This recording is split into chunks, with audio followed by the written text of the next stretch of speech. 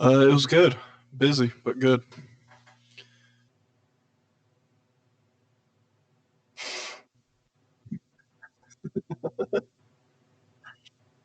I'm not good at small talk.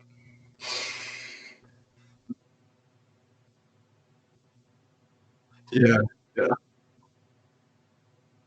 Yeah, my weekend was great, I guess.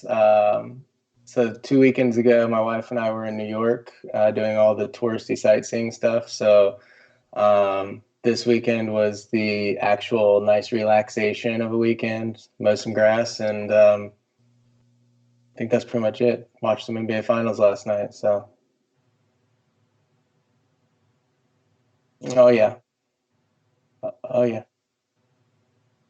yeah.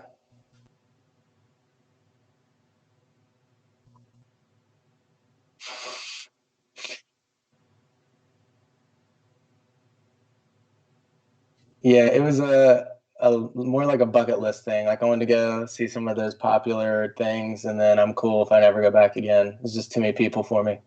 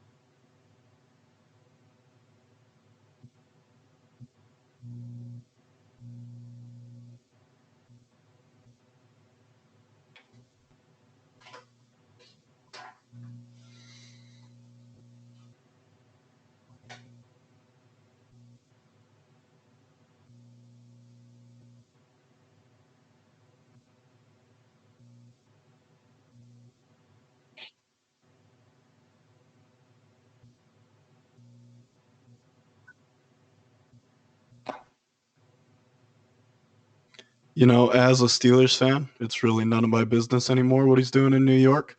But all I got was a notification on my phone today that said that he finally showed up and reported for minicamp. So after skipping most of OTAs, all the voluntary stuff, he is there for the mandatory stuff, and he seems to be in pretty good shape from what I've seen.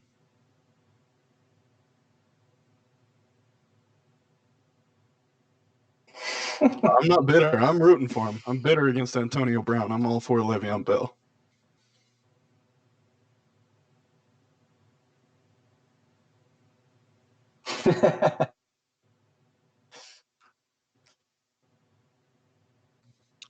One dude left for money, which is reasonable.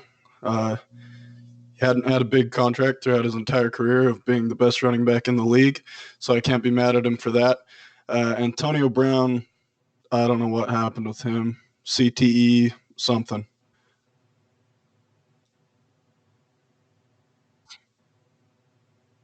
No doubt about that.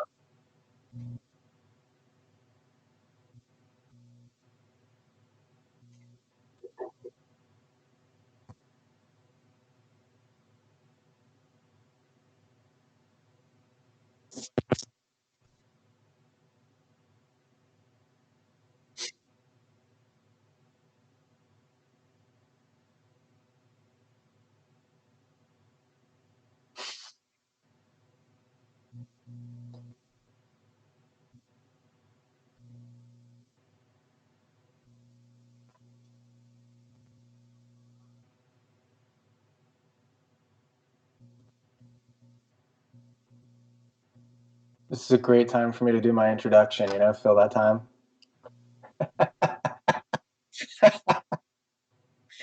Yeah.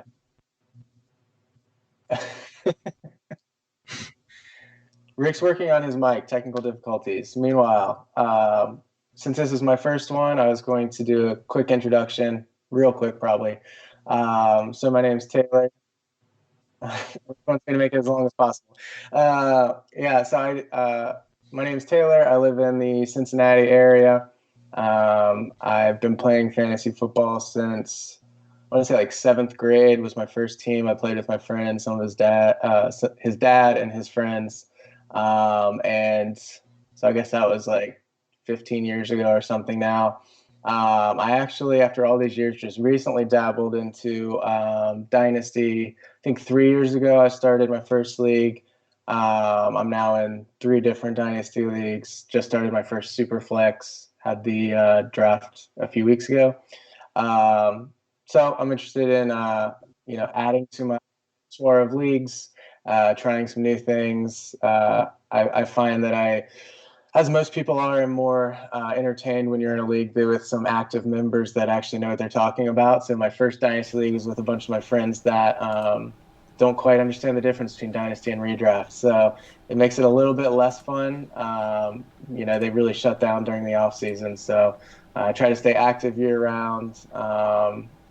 Other than that, I'm married, have a toddler, and another child on the way in August. So I've got to get all the fun stuff out of the way between now and then, because my life's going to, I get the feeling it's going to change a little bit in the next 8 to 9 weeks or so. And then we'll be all right. I've survived it once, so I can do another baby. I've got the easy job. I don't really have to do the hard stuff. So.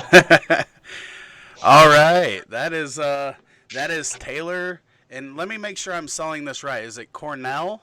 Yes, sir. Like the college or university or whatever it is. Or like Chris? Or like Chris, yeah. He's really cool. Yeah. Or was. I really like Chris Cornell. So Taylor is going to be our version of Chris Cornell. He's going to be the rock star of the group. You guys know Bridger. He's the one with the hair. So we've got the guys with the beards, and we've got Bridger as our hair guy. Me, I don't have either. So yeah. I want to make sure everybody can hear me now. I believe I got my mic fixed. Can you guys hear me now?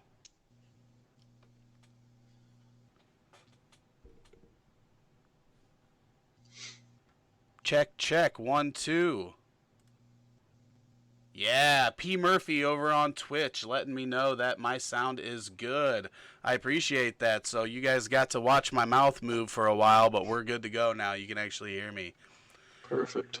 All right, so you guys met Taylor. We talked a little bit about Le'Veon Bell, but today we had Gerald McCoy signing with the Buccaneers.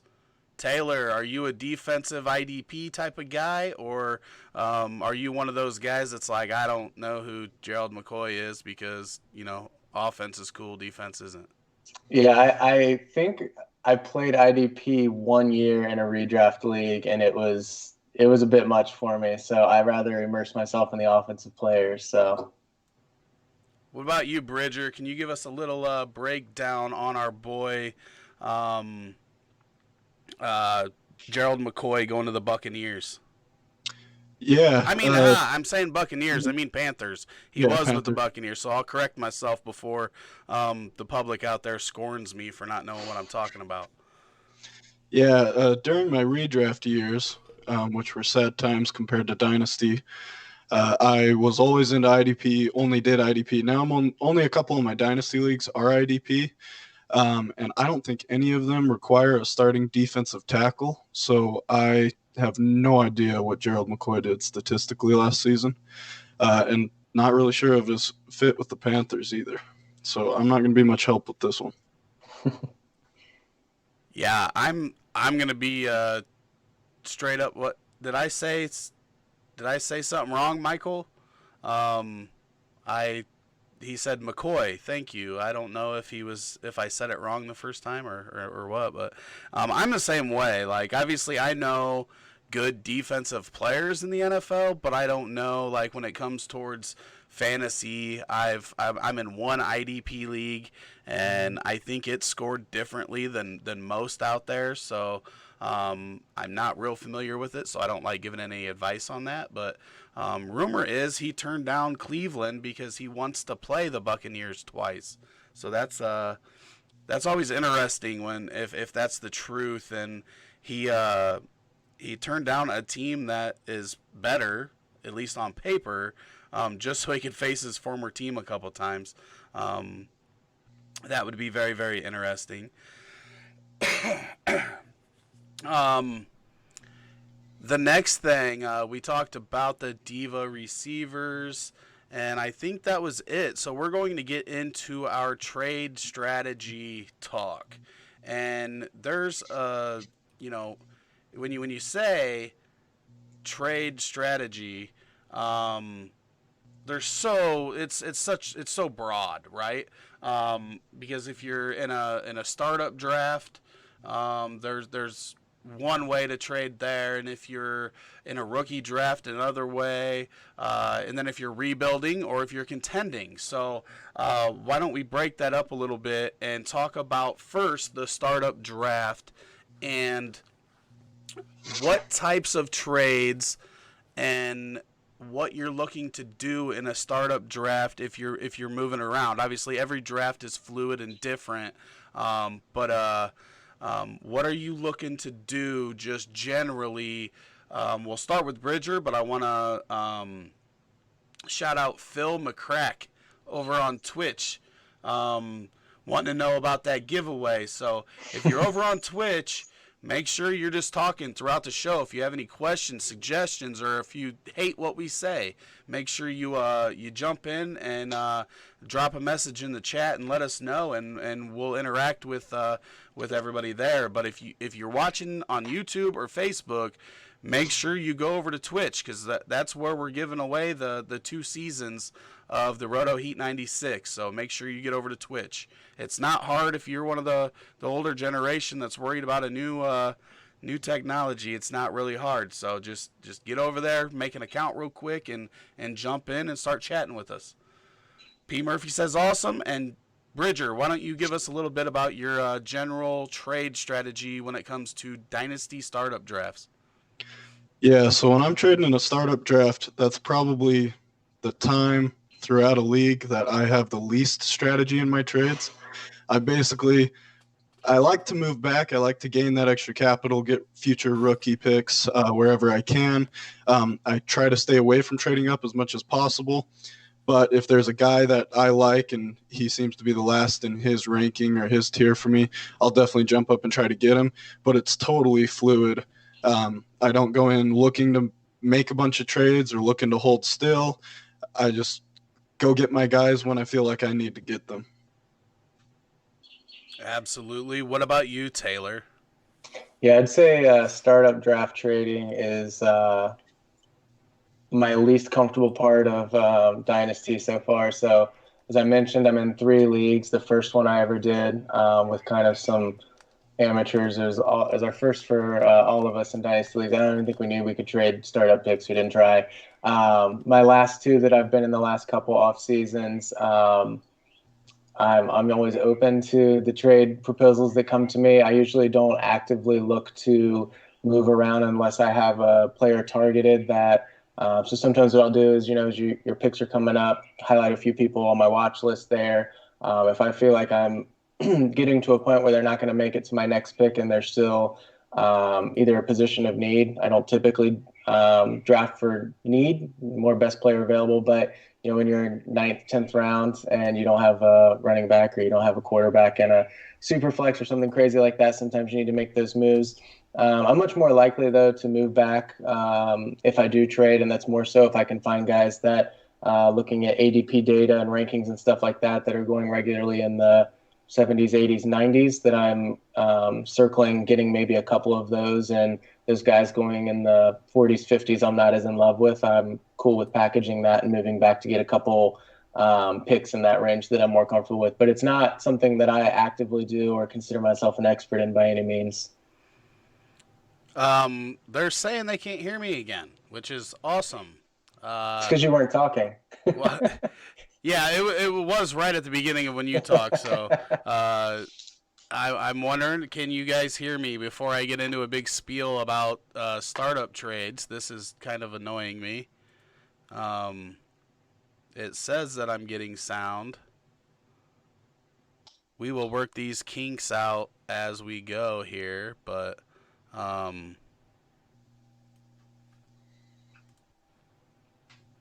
Michael Swope, can you hear me?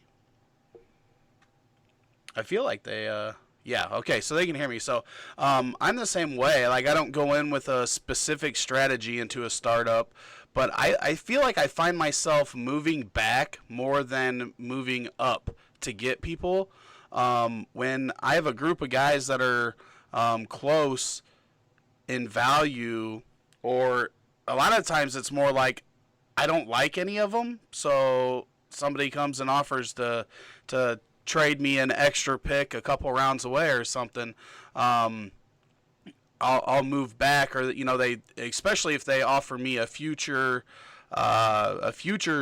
draft pick, and I only have to move back a half a round, and I know that I've got a group of guys right there that I feel the same about all of them, and I'm gonna get somebody that fits in there, then I'll do it. But I feel like a lot of people go in and their plan is to make a bunch of trades, and they get so deep into it they don't really know what their plan is. Like, they don't have a plan. They just had a plan to make a bunch of trades. And I feel like a lot of people get themselves in trouble by doing that, and then they look back and they're like, well, I ended up trading this, and this, and it only ended up netting me this after I made all these other moves. And it can work out too, but if you're not looking ahead when you're making those trades in a startup draft, you can really get yourself in trouble. So what about rookie drafts? Because this is where I feel like myself, I'm more apt to be actively seeking out trades. Do you have certain things that you look for in a rookie draft trade, Taylor? Yeah, I think like when it comes to the startups, there's so many players available in your pool that you're choosing from, obviously, that there might be a few guys you're looking for, but then if someone takes them, you get sniped. You can always get the next guy on your list. When it comes to rookie picks, I'm pretty particular about doing some pre-draft rankings, and then after the draft occurs, kind of re-ranking based on landing spots and things like that. If there's guys that I'm high on, I am much more likely to package as much as necessary to move up and get them. I think most people, will say that the rookie picks are lottery tickets and things like that. So if I think I can get one that has a higher likelihood to hit based on, my homework that I've done beforehand, then I'll pay up whatever I need to go get them. What about you, Bridger? Yeah, I agree with Taylor a lot on that. I'm a lot more hesitant to trade up during startup drafts than I am in rookie drafts. Usually what I do with the rookie draft is I tend to fall in love with one or two prospects, and they're never at the top of the draft board. So this year it's DK Metcalf for me and Miles Sanders. Those are my 1 and 2. And that's the correct answer. It is, and some people don't see that, and it doesn't make sense, but it's definitely the correct answer. But they're my 101 and 102 this year. They never go that high in rookie drafts, so I just like to sort of get myself in where I can grab those guys, and pretty much wherever I'm taking them, whatever I'm trading for them, feels like a value to me compared to what some of the higher ranked guys are going for. So, yeah, I'm the same way, and this year, I find I don't typically trade up early in the draft. I would in years like this year where there's no clear guy, which I think is different than most people, because most people obviously are trying to trade in and get a Zeke Elliott when everybody knows he's 101, or a Saquon when everybody knows he's 101. But I feel like the price on those guys when they're clear 101 is so high that they have to just blow it out of the park to bring back value, which obviously Saquon did last year and Zeke has done, but that's not always the case, obviously.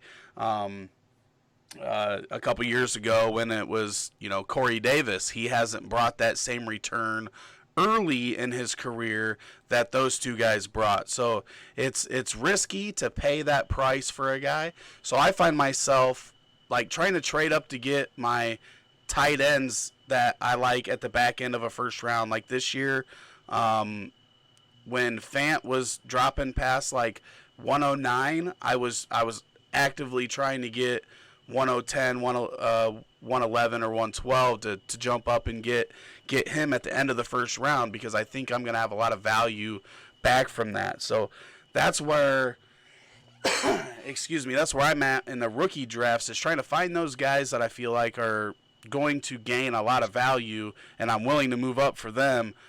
At the top of the first round, it can be a mess. But this year, it wasn't crazy expensive to get, the 103 or 104 like it has been for the last few years. And you could actively get up there and get, like you said, DK was my 101 also. So we agree on that one. Miles Sanders before the landing spot was my 102. But I changed that to Montgomery after he landed in Chicago. So that was our only difference. I don't hate Miles Sanders, but it wasn't that expensive to get those guys that you like this year, it was always great. All right, so we've talked rookie and startup. So let's get into now. You are deciding to rebuild. What is your first step? Like, what is the first trade that you're going to try to do, Taylor? Yeah, I guess I don't know whether to say fortunately or not. I haven't been in a rebuild situation. I've got one team that's close because we're meddling in mediocrity for 3 straight years. But when I've looked at teams that have rebuilt, I think the things they do well is finding those. And it's guys that most of the time you think are pretty obvious, that quote unquote aging vets that are still contributors. So I think like this time of year, you've got a Golden Tate on your team. He's probably not going to bring you that much return for your rebuild. You need a guy that still has some firepower behind his name. The obvious ones like Julio, AJ Green, those types of guys. You need someone that's going to bring a return to you that's actually going to propel your rebuild. I don't think it makes sense just to accumulate youth just for the sake of accumulating youth if they're not good players. So I think the important thing is looking for who are the best players on my team that are probably not going to be producing at an elite level when I'm ready to contend, and whether that's 2, 3, 4 years, and then work on selling them to get guys in return or picks in return that will be coming to fruition or reaching their peak or prime when you think you'll be ready to contend, which every rebuild is a little bit different. There's some expedited ones and there's some that are long-term. So just kind of taking inventory of your team and going from there. Absolutely. And I do want to say that P. Murphy over on Twitch, he said he had the same 101 and 102 as you, Bridgers. So there's a lot of people agreeing with you tonight, and I don't know how I feel about it. What about you? You're rebuilding. How are you starting this rebuild, Bridger? I'm trading away my most valuable running back first. Looking to get the best package for him I can, and then using whatever pieces I get in return for that to sort of facilitate the rest of the rebuild, get the other trades I want done. And other than that, I'm looking at ADP, looking at recent trades for players that I like, that I think are going to boost their value within the next year or two, and I'm targeting them early before they get that chance to boost their value. So a guy like Kiki Kuti, who's still really low in wide receiver rankings, but has a good chance at breaking out this year and next, I'd be targeting him for sure. And selling anybody that I feel like is either being valued based off of their potential or at the peak of their value now. So if I own a guy like Corey Davis, I feel like his potential is what's been carrying him and carrying his value throughout his career so far. I'm looking to move away from that because I don't want to take any losses if he doesn't reach the value that his potential is. I don't know how to word that, but his potential is ranking him. I like to get away from risky prospects during a rebuild unless they're really cheap guys like a Kiki Kuti or a Naheem Hines, those types of players. But always just trade running backs. Get rid of any running backs, especially if they're aging. But even a young guy, if I own a Christian McCaffrey or an Alvin Kamara and they're my best piece and I don't really have anything else supporting them, I'm going to look to move them first. Yeah, I completely agree with that. And that's my thing. Like, the first rebuild I ever went through, like, I think you have to go all in either way. If you're in a championship, you have to be willing to sell out and maybe overpay for different players to get you that championship. But if you're rebuilding, you also have to go all the way. And especially when it comes to running back, you know, I ended a season where Fat Rob was my number one running back. In another rebuild last year, I literally had to pick up Mizell from Chicago on a week just to fill in because my running backs were so bad. So I'm with you there. Like, there's no reason to waste even a young running back. You know, if they're in their first, second, or third year, there's no reason to waste 2 of those prime seasons for a running back if you're not going to be competing. Like, get your value from that guy, and then use that to build. I just get as many wide receivers as possible, and hope that a handful of them hit really hard. Then you can start moving other pieces around to get running backs, or you've probably got some trades, some draft picks and trades where you can then go and draft some running backs, But yeah, I'm definitely the same way. And then after that, it goes just strictly to age. Like, get whatever you can out of older receivers. The thing is that these guys, whether they're a receiver or a running back, most guys don't decline like gradually. A lot of guys are like real good one year, and then it's like either they've had injuries and miss half the season the next year, or their production just like drops in half. And it's really weird how that happens in the NFL. But you have to get out before that crater hits, because then you don't get any value for these guys. Think of like Brandon Marshall. Like, he was really valuable one year, and then the next year, basically all the value you could have got out of him was gone. So if you're not competing, you got to make sure you move those guys before. And you might move a guy, and he might have 2 more years of value, but it's better than not moving him and getting 0 more years of value and really hurting your roster. And I think that's how you keep teams going that are competing. So let's flip that around now. Gerlach over on Twitch, thanks for joining in. You guys, make sure you're chatting over there. Start sending some comments. I want to hear if you don't agree with me. That's what I want to hear. You don't have to tell me you agree with me, but if you don't agree with me, let me know. All right, so let's switch that around, Bridger, and let's go with you're competing. What's the first thing you do when you're looking to make your first trade to help your competing roster? So I think I differ with you a little bit when it comes to competing and looking to really go all in on winning in 1 year. I still like to project over the long term a little more than you seem to. So I'm not just going to trade my young up-and-comers for a consistent vet just right away. I still like to keep those guys. I still like to keep a youthful bench that can be good. That are players that can be good during bye weeks, good during injuries, but not necessarily an every week starter, but have that potential for the future. Really, if I'm a middle of the road team or I'm a team that's a few pieces away, I have a hard time just full blown committing to competing for that season.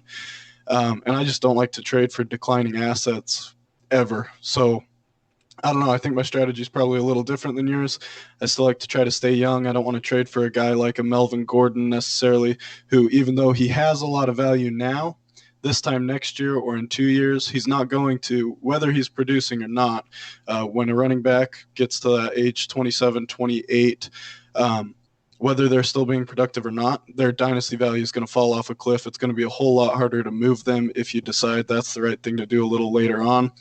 So as far as competing, I just sort of go with the team, go with the flow, see what I'm feeling. And mid-season, if I really need to sell out to get a winning piece, I will. A couple of years ago, I made a huge trade for Todd Gurley during his huge stretch with a guy who was out of the playoffs. Gave up a lot to get him, and he took me to the championship. But I don't like to do anything before the season starts. That's too drastic and could backfire too much.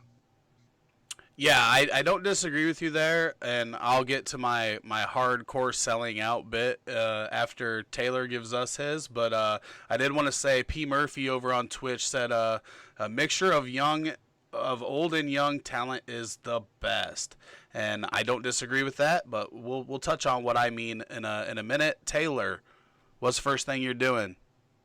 Yeah, thankfully I'm coming off a championship, so I can speak from recent experience. Dang. No big deal. Got lucky. Humble brag. No, Humble brag. no, just a brag.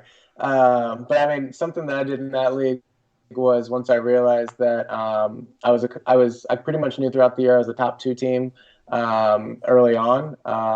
So I knew that I was going to be competing for a championship that season. I was quick to move rookie picks. So I know some people love holding on to those and think they're sacred. And I do love a good rookie draft. Makes the offseason a lot of fun. But I kind of look at those teams that either are middle of the pack teams, lower teams in the standings, or even just owners that I know personally they value rookie picks a lot, reaching out to them and, dangling. What I find interesting is if I can dangle a pick that's 2 or 3 years out and have them bite on that for something, I'm totally fine with that. My thinking being, especially if it's a couple years out, you can always buy back into that draft. A lot can happen in 2 years, and if you fall in love with someone, you most likely will be able to trade back in. But even like this past year, I traded all my 2019 picks except for my late third. Just because I was making a run, grabbed some wide receivers. I think ended up getting Tyler Boyd. David Johnson was part of a package that I received back just because I knew that I had a window. And if I fall in love with somebody that's a rookie, I can always try to buy back in. But I'm quick to dump those rookie picks for proven assets. Yep, I do not disagree with that. I personally think that rookie picks are grossly overvalued. First off, yes, you can study and you can learn about your rookies. You can watch college football all season long, but it's so easy to miss on anybody. And the prices that I see these go for when you can get like proven contributors sometimes just blows my mind. And we can go back 1 year where Saquon was a top 10 pick as a rookie before he ever stepped on the field. Like, that's just bonkers. And yes, he paid off. If you drafted him, he is now, the number 1 overall asset for a lot of people. But I definitely agree with using those rookie picks. But my thing is, and I guess it depends on the leagues and the payouts, but like the first 2 leagues that I started up were $250 buy-ins. We do $50 a week for the highest score, and then I think first place is like $11.50 and so on. Well, that's like almost 5 years of the league paid for if you win.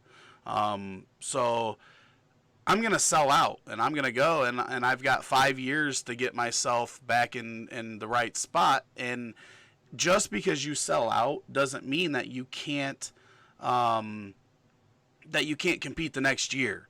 Now, if you can, you start by targeting some maybe 25, 26-year-olds that are having really good seasons, and then, wait to target the AJ Greens and Larry Fitzgeralds and those guys until later. But if I can move my draft picks, or for example, the Corey Davises and the Mike Williams and those guys that haven't really broke out yet, even though I really think both of those guys are going to have a lot more value at this time next year, if they're not really helping me win that championship, then I will happily move them. Now, it can backfire. The first time I had to rebuild, I traded, Sammy Watkins at the end of the year for Calvin Johnson. Sammy Watkins went bonkers during the playoffs. I didn't have him. I got eliminated, and then Calvin Johnson didn't show up for the last 3 weeks. So it ended up backfiring, and then on top of that, Calvin ended up retiring out of nowhere. So it can backfire, but I want that win. I want that championship, and I want that money to pay for the next 4 or 5 years of whatever league I'm in. And I think neither of you guys have played in the 96 team leagues, right? I'm in the 48 team. You're in the 48 team. In the 96 team leagues, if you want to win, I think you really have to go after it. And that one's a little different dynamic because you've got so many teams. I mean, you only have to go through the 12 teams in your division. So that's just like a regular league.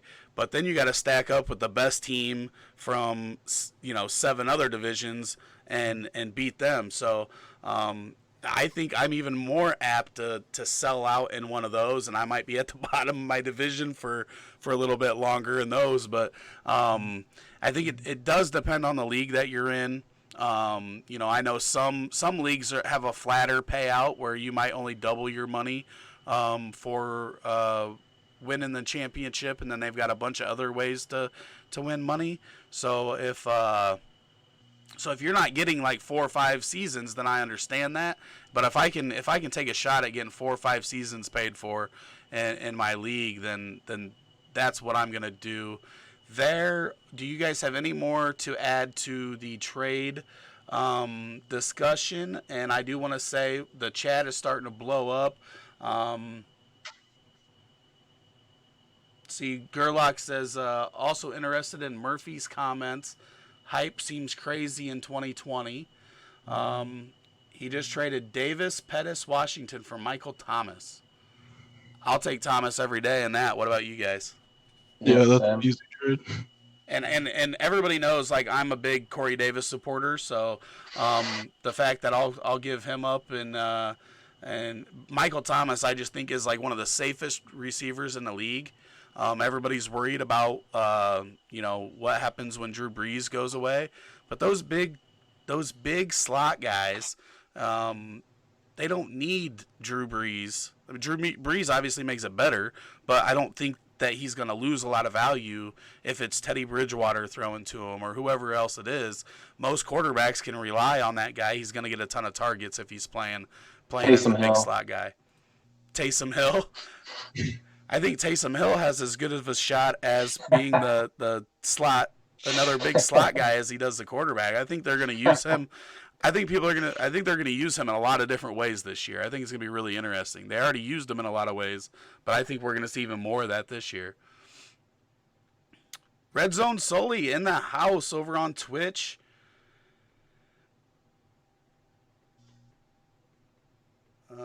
What are your feelings for the 2020 picks since there's a lot of talent in that draft class? Bridger, why don't you answer that real quick, and then we'll give Taylor a chance to answer that, and then we'll get into our buys and sells.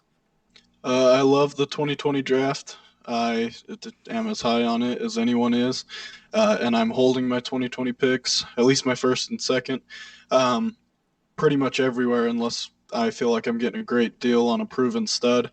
But I think there's several guys in that class that are going to be a lot more valuable than the rookies this year for sure. But even some guys that'll be closer to that Nick Chubb, Sony Michel, Darius Geis range from a couple of years ago, and a couple that could potentially not hit the hype of Barkley, but sort of come in a second tier between Barkley and anything else we've kind of seen recently. So I love the 2020 draft, and we'll add picks for the 2020 draft wherever I can, but they are expensive now, but I only see them getting more expensive as we go. Yeah, they're going to be really expensive about 10 and a half months from now. They're going to be really expensive. Taylor, what are your thoughts?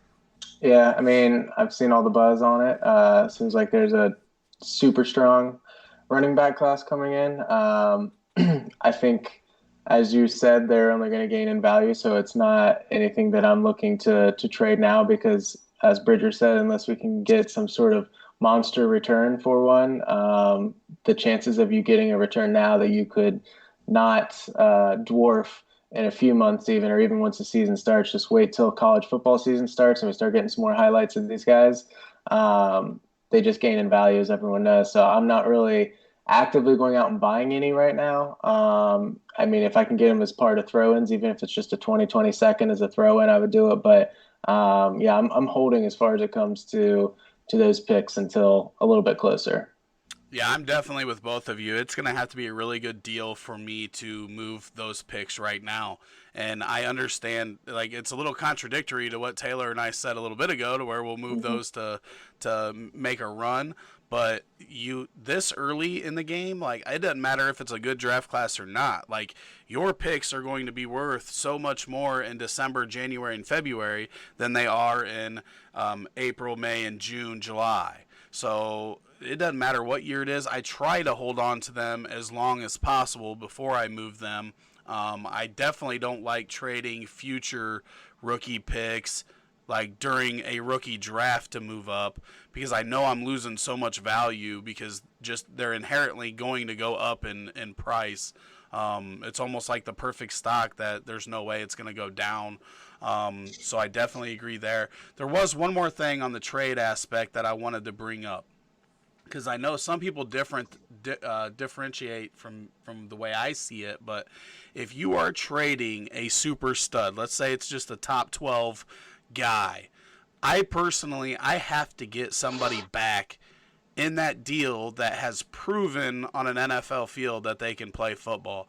I can't, no matter how good the deal is with picks and young guys, I can't trade away a proven stud and get back a bunch of stuff that are question marks. So I was kind of wondering what you guys think about that. Do you have to get back a guy in that you feel comfortable about, or are you good with question marks galore? Taylor, why don't you fill me in there? Yeah, I'm more on the proven side. So, like as I said earlier, the rookie picks being such lottery tickets, I feel like I do my homework and even when they come into the league and you got guys like Corey Davis that we've talked about somehow a few times already, we've brought up his potential and things like that. Those guys may never meet their potential, and so I'm looking to capitalize on something that I've seen on the field that even if they haven't already produced at a high level, they've shown some sort of ability to reach another level, or they've got a favorable position that might be able to get them there. Yeah, I agree with that for sure. I see trade polls all the time of, like, for example, Michael Thomas for 4 or 5 2020 first-round picks, and even being as high on the 2020 class as I am, I just can't do that trade without getting somebody that's proven back, whether that's like a solid wide receiver too, if you're looking like Tyler Boyd, Jarvis Landry, just somebody that's proven that they could do it at the NFL stage, so that if the picks bust, or if the majority of the picks that you take bust, you're still getting some level of production from that trade. The only way I see trading for completely unproven assets is if your team is just absolutely terrible and you've got a 2 or 3 year rebuild going on. And then I can see doing that, especially if your league has shown that it values rookie picks highly and you feel like when the time comes, you could potentially trade some of those rookie picks for proven assets at that point. But yeah, I'm always looking for some level of proven commodity back in any trade that I make. Yeah, I guess the only way that, and like you said, that I would feel a little bit different, and this is going to sound funny because I don't even know anything about the 2021 class right now. But if I was getting picks this early for like the 2021 class, that I know no matter what, like they're going to be like 3 times as valuable in a year and a half than they are right now. So if I got a lot of them, I know there's going to be a lot of value there that I can trade for proven assets. So I might feel a little bit different about that. But even if, I want to look for like a guy like DJ Moore that we've at least seen a little bit about. If it's going to be all kinds of question marks, he's not necessarily proven, but I've seen that, He can produce and guys like that, but I definitely just hate all question marks. All Yeah, right. one more note real quick on the 2020 class. Not to put too much stock into mock drafts, but just to show sort of the hype for the 2020 class, if you look at just NFL mock drafts from now for the 2020 first round, there's 8 to 12 guys that are going to be fantasy difference makers. So quarterback, running back, receiver, and tight end going in the first round in those mock drafts. Even if some of those guys fall, you can expect some to pop up out of nowhere. And it's been a while since we've seen that level of fantasy players going that early in the NFL draft. So I think the hype is Okay, worth it. So this year we had what three quarterbacks in the first round, right? Yeah. Daniel Jones, Haskins, and Yep. Murray. I'll be right back real quick. I've got an issue with my contact. Okay. And then we had one running back. Is that all we had going in the first round this year? Jacobs? I think so. And then one receiver, right? Brown. And then we had the two Harry. tight. N'Keal Harry, didn't he go 32? Yeah. Brown and Harry, right? So we had. Yeah. So we only had 5, 6. We had 8 with the two tight ends because both of them went in the first round, right? Fant and Hockenson. Yeah. But I thought it was funny. I was actually just looking at the draft results the other day, and the fact that the first wide receiver doesn't come off the board till 25 is just pretty unusual. I think even the NFL, kind of catching up to, valuing guys in the trenches right now and stuff like that early in drafts. It's still pretty unusual. It lasts till 25. I mean, even look, was it 2 years ago or 3 years ago is when John Ross went top 10 based solely off of speed. Hey, I'm a Bengals fan, so go easy on me. That hurts though. That hurts. I thought it was funny this year when 2 tight ends went before the first running back or wide receiver. Mm-hmm. Like that lets you know that your fantasy options might be a little dicey from a rookie draft perspective if 2 tight ends are going before the first running back and the first wide receiver. Let me look over here at our chat real quick. Gerlach wants to know if there are any new league announcements coming. Rick, excited to start up the SuperFlex draft this week. Let me get through this first 96-team league and get that started before we worry about another league. For those out there that are new to RotoHeat, we currently run 3 96-team leagues, a 48-team league, and then I think I have 4 12-team leagues that I run all of them. And luckily, I've got a lot more help now than I did in the past. But we're not ready for anything until we get this 96-team league draft out of the way. Gerlach says, make sure you mention that you don't take any league management fees. That you run all these leagues and you don't charge any league management fees. So, Gerlach, I appreciate you. I think you're in, how many of my leagues are you in? You in all 4 of them? I think you're in all 4. P. Murphy says, buy and sell questions. What are your thoughts on Gurley after hearing about his knee issue? Whoever wants to jump in on that one. This might be the toughest actual fantasy issue that I've had since I started playing in 2015 dynasty wise. It's tough for me. I own him in 2 spots. One of them I won the championship last year, and one of them I came in second place. So he's a big part of my roster in both of those leagues, and I don't know what to do with him. I feel like as a strong contender, I can't really sell him, even if he's only good for 1 more year, or hopefully he's good for another year. He's just nobody's paying what he could be worth, and I feel like the trades that I've seen for him, selling him, you're not getting much production back anyways, so I'd rather just ride it out at that point. But I'm certainly not trading for him or drafting him in any startups. Yeah, I was pretty high on Henderson coming into the draft, so I'm Unfortunately, I didn't snag him in any rookie drafts because his value is just going to be skyrocketing here. It's going to be impossible to trade for him. Gurley's an interesting case. He's I don't own him in many leagues. There are actually a couple leagues I was looking at potentially buying him. For example, my team that I just won the championship with is pretty weak at running back. But it is scary. I can't quite pull the trigger when it comes down to it to give up any good proven assets. I think you'll be pretty hard pressed to find somebody that's wanting to sell extremely low on him because worst case scenario, they'll hold out and get potentially another top 10 year and then reevaluate in a year. So you're going to have to give up something for him. And I just can't find myself being willing to do that just because of all the question marks. You might get one more top 10 year. You might get two more. You might get a 50-50 split this year, and then next year another injury. It's just so many question marks. He's a real enigma right now. Yeah,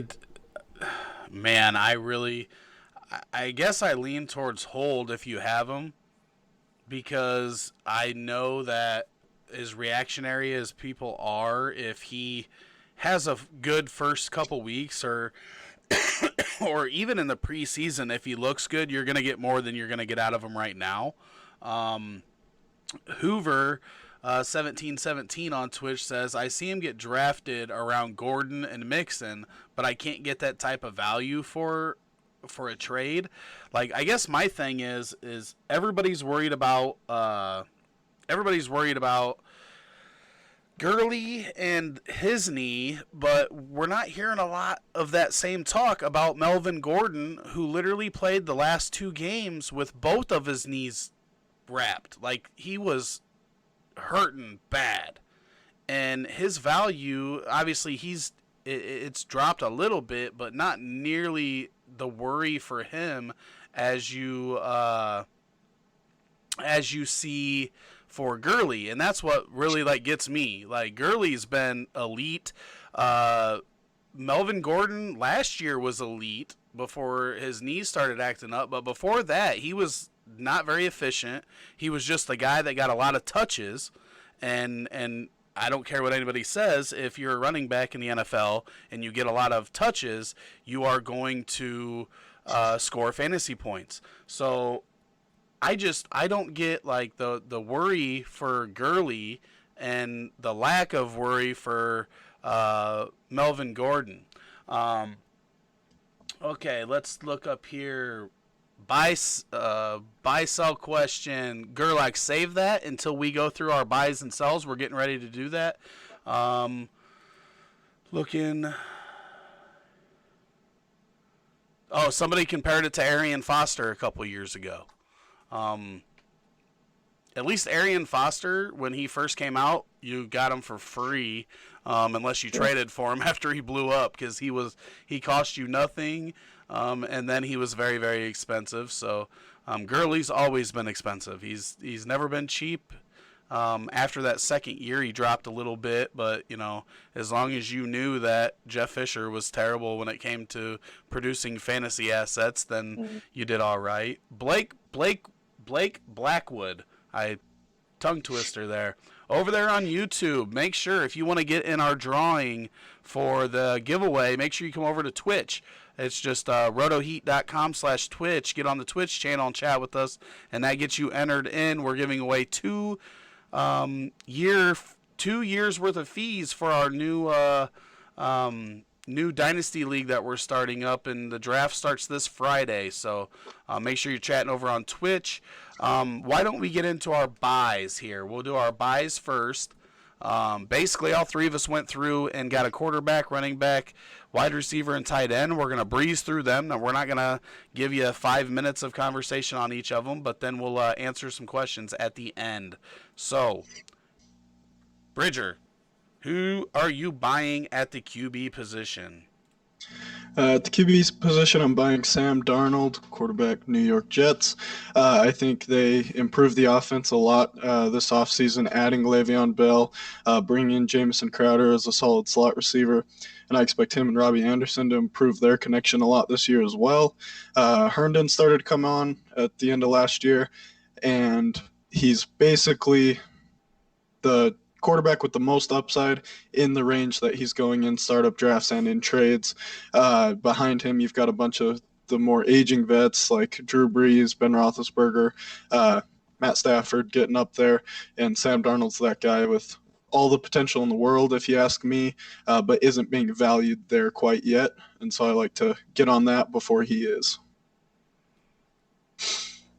Taylor, what about you? Yeah, I went a little bit of a different direction. I went with an older guy, Matt Ryan. So I know he's 34 years old. I guess his top weapon there, Julio, is getting up there in age too. But I just look at a guy that last season, his stats were pretty much the same as his 2016 MVP season. So it was like 4,900 yards, 38 touchdowns.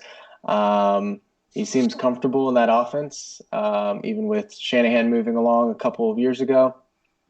He's a guy that I think could easily give you 3 to 4 more elite seasons, depending on how you define elite. And looking at startups, it looks like he's going a full round behind Carson Wentz, Jared Goff, those guys in SuperFlex startups.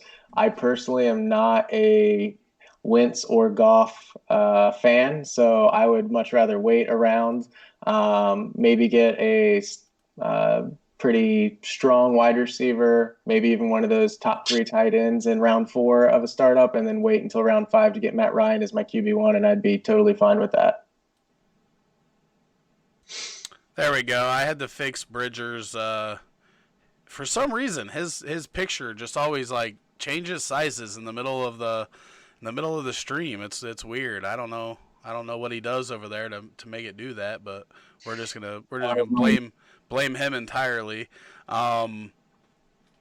Yeah, I don't disagree with either of those guys. I'm going with Marcus Mariota, which everybody's gonna be like, dude, you're freaking crazy.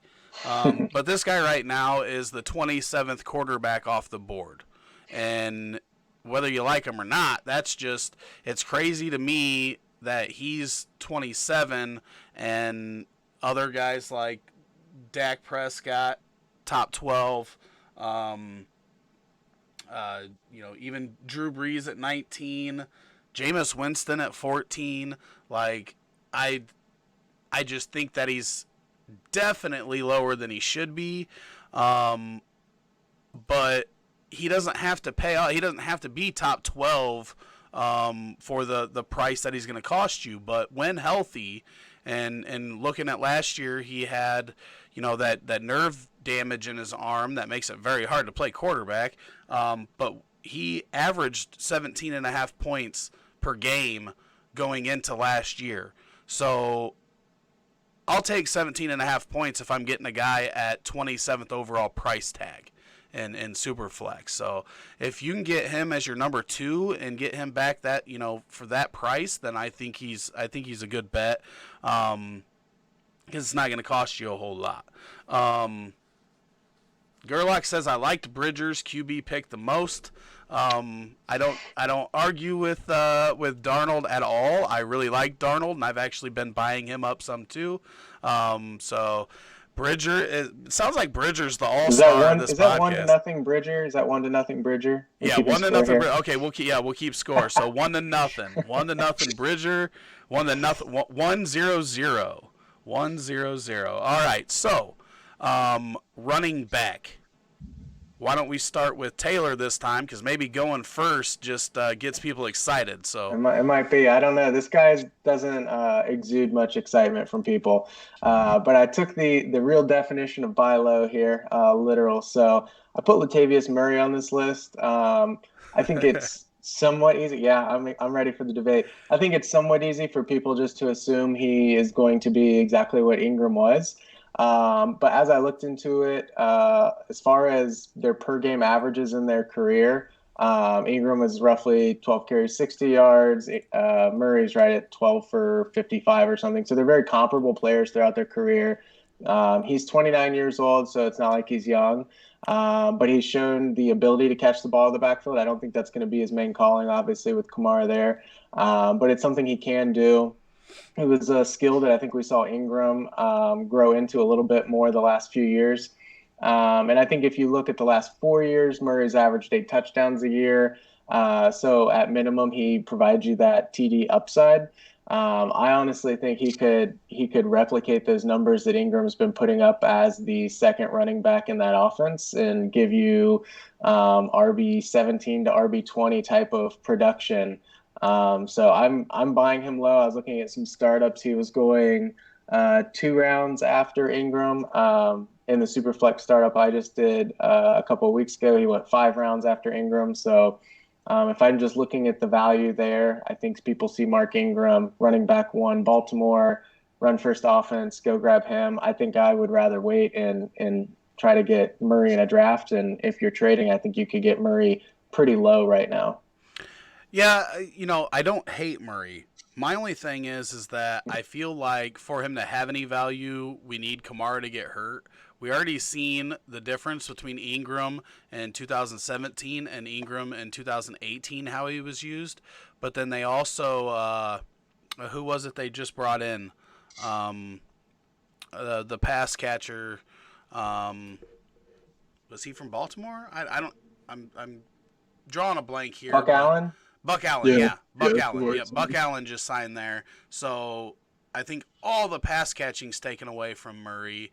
I think he will spell Kamara, on first and second downs pretty often, but then it just becomes a touchdown race, and that's where I get worried. Now, I think if Kamara did go down, then Murray could have some big value, kind of like 2 years ago when Dalvin Cook missed a big portion of the season. So that's kind of what I think about too. As I was working through this, is obviously you don't bank on injury, but he's a guy that if the man in front of him goes down, he becomes the number one and pretty much goes into a workhorse bell cow type of role. So and one of the best offenses in the NFL. Yep. So. All right. What about you, Bridger? Who's your running back? My running back's Nyheim Hines for the Colts. I talked about him on Kevin Kloss, Dynasty Blockheads podcast. Not sure if that episode's been released yet or not, but I'm really excited about Nyheim Hines. I've liked him all along, but last year he had 63 receptions as a rookie, which ranked number 8 in the league, on 5.1 targets per game, which ranked number 7 in the league. Those are pretty good numbers for a rookie playing in a high-powered Colts offense. He finished as the running back 28 in PPR leagues, and his Dynasty startup ADP is running back 42. So he's a pretty obvious value to me. Even if he doesn't get as much work as last year, he's a good bench piece, bye-week filler, really young, has a lot of upside, and I think he's sort of cemented himself into that pass-catching role out of the backfield there. A lot of people are concerned with Funchess coming in, Jack Doyle being back, those receptions being taken away. It doesn't concern me too much. Obviously, there might be a few less receptions to go around, but I also expect him to have his name called a little more often now that he's kind of proven himself. With a 78% catch rate last year, he was a really reliable option out of the backfield, and a young upcoming guy who could potentially really outperform his ADP. No arguments here. My guy is Peyton Barber, and I'm going to give you the really quick version of why. Right now, everybody's raving about how this Buccaneers offense is going to be better under the new coaching staff, and this guy was not as bad as everybody made him out to be last year. He had a really bad offensive line, and the offense was playing from behind because of their terrible defense like the whole year. So this is a guy that didn't get very many touches, and he didn't have very many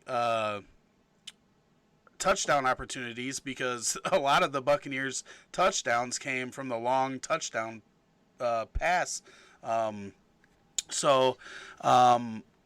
I think that if that offense is going to get better, like everybody seems to think, everybody's high on Winston, everybody's high on Godwin and the tight ends and Evans, if that offense is going to move forward, Rojo is bad. I do not like Rojo.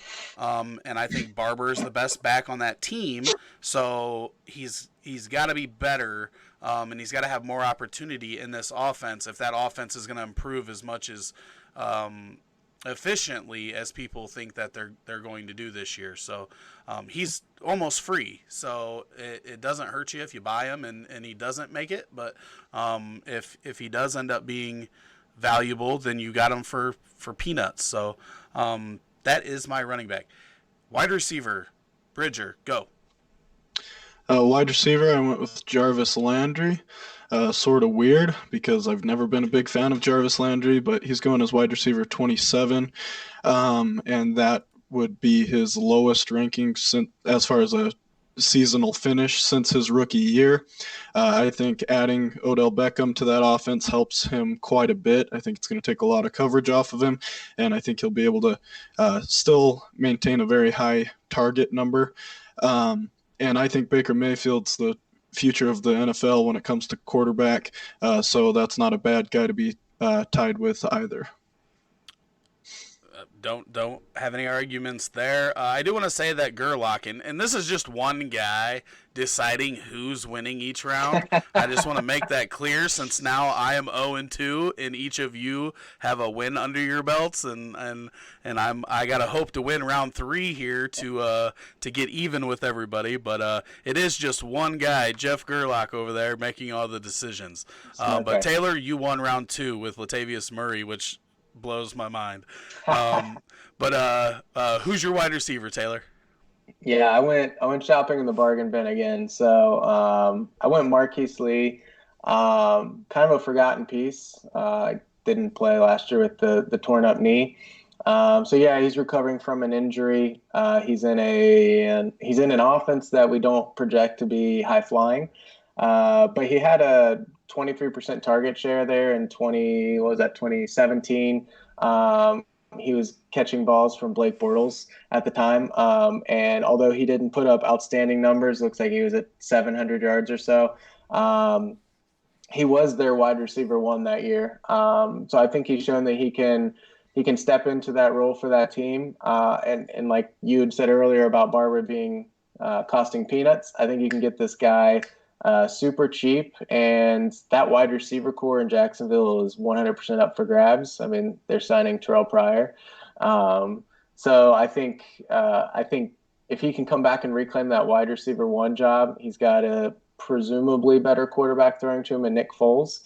If I can roll the dice and potentially get a number 1 target on an NFL offense for guys like in startups, he's going in the 180s around Aguilar, Jalen Richard. If any of those trades were proposed straight up, I would take the Lee side every single time. So it's more just rolling the dice on absolute potential. And if he doesn't pan out, I don't think you had to give up very much to get him.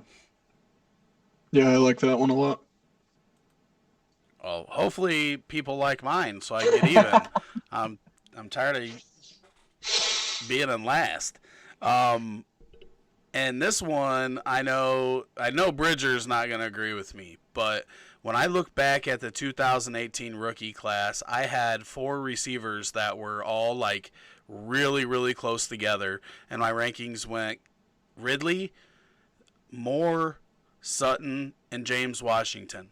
And that was before the draft. I thought all of them were really close in skill, and I thought that any of them could have been my top guy if they landed in the right spot. Well, James Washington ended up going to Pittsburgh, which a year ago was not a good spot for a rookie because you had Juju and Antonio Brown to deal with. At the time, we thought Le'Veon Bell. It ended up being James Conner. But I think that James Washington is going to be the guy that gets the most of the targets that were vacated by Antonio Brown. And I know he hasn't got a lot of love. Right now he's 42nd, and I can tell you this, like when I look at Cortland Sutton, who is 10 picks higher, and I look at Chris Godwin at 22, like I think James Washington has a chance to be way better than Chris Godwin. And the fact that they're 20 picks behind, it just blows my mind. Like, he's the same value as Marvin Jones or Hakeem Butler, and to me it's just crazy because we know how good a wide receiver can be in that Pittsburgh offense, and unless you think Pittsburgh's just going to take a nosedive because Brown's gone, then I just think there's just too much value there not to be buying. Either buddy. I don't know what I'm saying. Either of you have any quick points to make on the wide receivers? Then we'll go quick through the rest of these because we're already at an hour 12 minutes. Yeah, like you said, I completely disagree with the James Washington take. I think any of those three, Deontay Johnson, Dante Moncrief, and James Washington, have pretty much equal chances to take over that wide receiver 2 role. And whoever does is going to way outperform their ADP, but James Washington's ADP is by far the highest of the three. And I think that they drafted Deontay Johnson to eventually try to fill in that AB role. Definitely not saying he will be AB, but if you look at the metrics, they're very, very similar prospects coming out of school. Obviously, they drafted Deontay Johnson a lot earlier. Not that means anything in comparison to AB, but I think taking him in the 3rd round after taking James Washington in the 2nd last year could mean something, and I think Dante Moncrief's going to be the red zone target and sort of the deep threat. So I honestly just really don't see James Washington's fit in the offense personally. Oh, I just think Moncrief has never done anything anywhere, and he had luck thrown to him, so I never have faith in him. But the one thing that I was going to say is the difference between anybody and Antonio Brown is the one thing about Antonio Brown is the dude has one of the best work ethics ever. He might be a diva on the field. He might run his mouth and have weird colored mustache and whatever else, but the dude is a worker. So that's what has really separated him in the league, being a late pick. He's proved himself, but he worked really, really hard. So not saying that Johnson doesn't have that work ethic, but not many people do. All right, tight ends. Bridger, start us off. For tight end, I went with Mark Andrews in Baltimore. He was one of, if not my favorite tight end prospect last year. He sort of got overlooked with Hayden Hurst going in the 1st round, and in rookie drafts he was going behind Goddard and Gesicki. I think he really proved quite a bit last year. Actually, right after I decided to go with Mark Andrews as my buy low tight end for this podcast, I saw Evan Silva tweeted a few stats about him. Those were that he had the 5th most receiving yards by a rookie tight end in the last 10 seasons. He was 2nd behind O.J. Howard among tight ends in yards per reception last year, 5th among tight ends in yards per route run. And he led Baltimore in the targets during that playoff loss when Lamar Jackson, quite frankly, was looking to dump the ball off to him because he wasn't getting a whole lot of time behind that offensive line in that game. But I think he's got a real shot at potentially even leading Baltimore in targets this season. I think he'll easily outperform Hurst. I don't think he's a real obstacle, and he's going at tight end 19 right now, and I'd honestly be pretty surprised if he didn't finish as a top 12 tight end this year. I love it. Who you after, Taylor? Yeah, I put Austin Hooper down. I loved his quarterback, so goes without saying I like the tight end there too. He's only completed 3 seasons in the NFL. He's still young, 24 years old, I think. Kind of broke out last year with 80-plus targets. And really, when it comes to tight end, we've got the big 3 at the top with Kittle and Kelsey and and Ertz. And then after that, it seems like a lot of people are high on Ingram and O.J. Howard, maybe Hunter Henry. And so you kind of have to pay up for those guys as well as a second tier. Hooper finished tight end 6 last year, and I don't think you'd have to pay those types of prices to get him. And so really I would be willing to take a swing on him. And honestly, if he finished top 5, top 4 tight end, I wouldn't be absolutely shocked. And I think that's within the realm of possibilities for him, and you wouldn't have to pay that type of package to get him as you would with those other aforementioned tight ends. Yeah, I don't know. I would probably be a little surprised if he finished top 5, just because those top 3 guys you mentioned, and then I really like Ingram this year. So I feel like those four guys are almost a lock for the top 6 if injuries don't happen. And then there's a lot of competition for those other 2, and I don't know, being behind Jones and I think Ridley takes a step forward. So that'd be my only argument there. But he's going to be good. He's going to be a top 12 guy. You're going to be able to start him every week, I think, and he's going to be consistent for you. My guy, and this is simply because somebody did a poll on the Facebook group about Trey Burton, and like everybody was saying sell. So when everybody is selling somebody, then it's a good time to buy. And this guy right now is the 20th tight end off the board.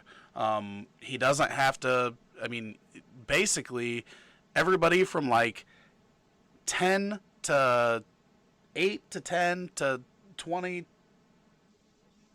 22, I think, are all guys that have a chance to be top 12 tight ends. So if everybody's looking to sell him, then I'll gladly jump in and buy, because he's going to be really, really, really cheap. So that's literally the only reason why. But I like both guys that you guys mentioned also. I do want to say that I did win the wide receiver round.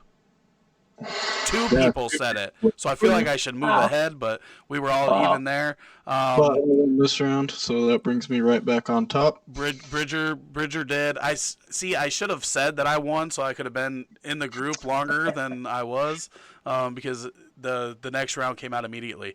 All right, so these sells that we go through, we're gonna have to be quicker on those. We're gonna have to get straight to the point. And we'll go ahead and we will start with Bridger there, since he won the last round. That's what we'll do. We'll start with the guy that wins the round. Tell us who your quarterback sell is. Quarterback sell is Aaron Rodgers, simply because he's old and he has been injured with several big injuries throughout his career. He's right now going as the quarterback 5 in dynasty startups at age 35. Whether he keeps performing at the clip that he has been or not, that ADP is destined to fall just due to age. In 2 years, he'll be going into his age 37 season, and people will be starting to back him down their rankings regardless of how well he's performing, which I don't expect him to quit performing. I just like to get away from that age as soon as I can. All right. What about you, Taylor? Yeah, I had Jimmy G on this list. I kind of put a question mark next to sell high because I don't think he's really going that high right now. But he's a guy that if I did own him, I'd be looking to move him. There's a reason, though, I don't own him anywhere. I'm just not as high on him. He had a lot of hype last offseason based on his performance after the trade the season before. But really, we just have a lot of small sample sizes with him. So very small sample size in New England, a few games in, 2017 after the trade with San Fran, and then a few games last year before the injury. So we haven't seen him have any sustained production. I like Kittle. Obviously, one of the top tight ends in the game, but I'm not a huge fan of their other weapons there. I think they're good players, but I think they're all kind of complementary type players. I am not high enough on Pettis or Debo to see them as one of those top dog, no doubt, top wide receivers. So I don't know. I have him in my personal rankings as QB 19. So he's just a guy that if there's somebody in my league and I own Jimmy G and somebody likes him and likes the potential of that San Francisco offense, I would easily unload him. Yeah, I agree with that one. I agree with Aaron Rodgers. Only thing that I would say about either of those guys is that Aaron Rodgers you're going to get a return on, but Jimmy G, like, all you need is one game of him showing that he's healthy, and I think his price goes right back up to where you were talking about it being a year ago.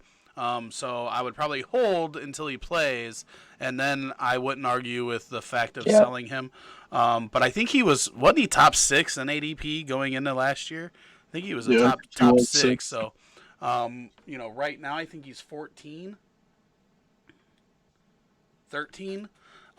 which is where this guy I'm going to talk about is at, and that's Dak Prescott. I just don't see how I'm taking him as a top 12 guy. I just can't do it. I understand he runs a little bit, and he's supposed to be. I don't know. I can't fathom taking Dak Prescott in the top 12 of quarterbacks. So I would be selling him if I owned him anywhere in a super flex, where I don't, because I just feel like he's been overpriced for a little while now. There's guys like, I'd rather have Jimmy G than Dak Prescott. I would rather have Lamar Jackson, Josh Allen, Kirk Cousins, Trubisky, Sam Darnold, Matt Stafford. You're losing me on some of these guys. Yeah, Lamar Jackson over Prescott is a travesty. That's a horrible. I completely disagree. Lamar Jackson's fantasy gold, and he's not like these other running quarterbacks that's gonna get hurt all the time. He's actually built to withstand it, and he's going to throw better than he did in his rookie year. It's going to happen. I'd much rather have him than Dak Prescott. Dak Prescott's going to get his contract extended. He's going to be in Dallas as the starter for 5 more years. He's a significantly better quarterback than Lamar Jackson. Whether he's a good quarterback or not, he's better than Lamar Jackson. And he's ran 6 touchdowns every season of his career so far with about 300 rushing yards. So I think the rushing floor is there just about as high as Lamar Jackson's as well. And he's built Whoa. His rushing is not as high as that's just. I don't think we can predict Lamar's rushing to be what it was last year going forward, though, because that was just unprecedented. No, I'm not saying that it has to be there, but Lamar Jackson's rushing for more than 300 yards and 6 touchdowns every season. Oh, man, I don't see how you think he's built to withstand the hits that he's going to take. We'll let the viewers decide, Dak versus Lamar. They said Aaron Rodgers is the winner here, but I cannot. If Dak Prescott's running that much, he's getting hurt. Well, he's built a whole lot better than Lamar Jackson is. I disagree there. I don't think he has to run as much as Lamar because he can actually throw the ball. I think Lamar's going to be better throwing the ball. But anyways, we can't spend too much time on that. But either way, Dak Prescott's going too high. Too high. What about Josh Allen, Kirk Cousins, Trubisky, Darnold, and Stafford? Other than Darnold, I'll take Prescott over all those guys. Ugh, that's disgusting. That's gross to me. I hate it. But anyways, all right. All right, I won again, so I will go to my running back sell. My running back sell is David Johnson. He's going as running back 10 right now. He's had one really good season in his career, and last year he had a decent fantasy season simply because of the volume he was getting. I don't expect that volume to go down this year, but it is a lot of volume, and it will eventually wear on him. He's 27, and if you look at recent history of running backs going in the top 10 at age 28 or later, it doesn't turn out well. Some recent guys are Doug Martin, LaShawn McCoy, those guys at that age 27, 28. Cliff going in the top 10, and the next year both of them fell off completely. I don't like the Arizona offense. Kyler Murray's got a whole lot of potential, of course. I would agree with Hoover that DJ is probably going to have a pretty good year this year just because of the volume, but I don't expect him to be efficient at all, and I do think that Cliff's going to come before people expect it. Yeah, I'm definitely not selling DJ yet. I think that you're going to get a lot more midway through the season. So I agree with Hoover there. Taylor, what about you, buddy? Yeah, I've got James Conner here as my sell. I've got a long list of stats here I'll quickly run through. Might actually do an article later on about these. But I looked up the Steelers rushing volume the last few years. So in 2016, they ran the ball the second most time in the league. 2017, they were middle of the pack, and last year they ran the ball the second fewest times in the league. So as an offense, I don't know whether it's stylistically designed this way that they're purposely trending the wrong direction, but the volume hasn't quite been there as where it's been the last couple of years. Now, last year, Connor made up for that with some extreme efficiency, but If you look at his first 8 games and then the last 5 games of the season, he missed some in there with injury. Those stats really tapered off, especially in the efficiency. So he was averaging 22 touches a game, 135 total yards in his first 8 games. That went down to 16 total touches and 77 total yards of his last 5 games. Again, we're looking at small sample sizes here with him. But he didn't top 100 total yards his last 5 games. He only had 3 touchdowns. Early on in the season, he had a few multi-touchdown games that kind of buoyed him up there with 10 touchdowns in the first half of the season. So his efficiency went down. I wasn't a fan of Connor coming out. I do like looking at Player Profiler from time to time and looking at those metric stats, and his best comparable was Jeremy Hill, which I can relate to. I do think we could potentially see a Jeremy Hill type of career, because I think people are quick to forget that Hill had a couple outstanding seasons with the Bengals. And then, again, it took some injuries and things like that, and he eventually sort of fell off a cliff here. But for me, I wouldn't be shocked if in 3 years we're looking at this guy right now who a lot of people see as one of the definitely top 10 running backs. There's some debate as to how high people may rank him, but in a few years, I wouldn't expect him to be on many, if any, championship teams. So I'm selling him. His startup value is going around other running backs like David Johnson, Chubb, Lev Bell, Dalvin. I would take all those guys over him. In a startup, I'm more comfortable taking Connor in that range where you get into the Sony, Geis, carry-on sort of area. I'd consider James Conner there. I don't think he's not going to produce at all in 2019, but I think his value is pretty high right now, and if I can get out from under him, I think you could get a nice return back.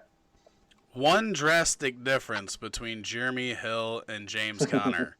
James Conner catches the ball, and he does it pretty well. That's true. Jeremy Hill never did, but he had a lot of touchdowns for those 2 really big seasons that he had, which was the difference maker. Mm-hmm. My pick is people are probably going to be like, "What are you talking about?" But if I have Saquon Barkley anywhere right now, I'm trading him. And the reason why I'm trading him is because I see the amount of shit people are getting for this guy in all these trades. And one guy gave up his firstborn in one of the polls, I think. Yeah. People are literally giving. I just can't believe how much they're giving up for any running back in history. You just never know how long they're going to last. You don't know when their knee's going to get taken out, and the whole thing's over. Todd Gurley. Think about how bad you're freaking out about Todd Gurley right now, and Barkley could be 1 season away from you being worried about him in the same way. It has nothing to do with talent. He's the best running back in the league, I think, but the amount that you can get for him, it doesn't matter if you're rebuilding, it doesn't matter if you are competing. You can benefit your roster either way by trading Saquon Barkley for the amounts of assets people are getting for him right now. Either of you got anything to say there? My only argument for it would be that in any of my personal leagues, I haven't seen Saquon Barkley be traded since he was a rookie pick last year. I think there's a lot of polls going up about how much would you pay for Barkley? Is this a fair offer for Barkley? But I'm not seeing a lot of actual trades getting done because whether he's a sell or not, which I'd agree, value-wise he is, I still don't think you're likely to get the value that he's actually worth. Similar to Patrick Mahomes in a SuperFlex league. He's an obvious sell. He's an obvious regression candidate. I just don't see anybody actually sending the types of offers it would take people to move off of Barkley. I'm just talking about what I've seen other people say that they've got. If you can get that return, then you have to move them. I think you have to. The trades have just been bonkers. It's crazy.